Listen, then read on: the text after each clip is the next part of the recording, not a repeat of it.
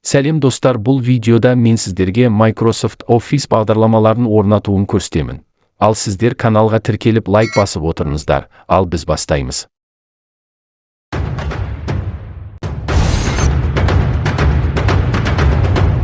Ең алдымен интернетте Майкрософт ОФФИС 2021 скачать торрентте іздейміз.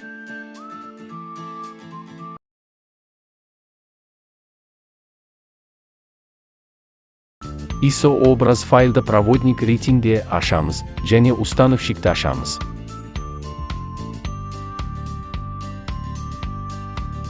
Орнату барысында керекті бағдарламалар атауын таңдаймыз және орнатамыз. Орнату процесі біткен кезде барлық бағдарламалар тұратын пусктен іздейміз. Office бағдарламалардың істеп тұрғанына көз жеткіземіз.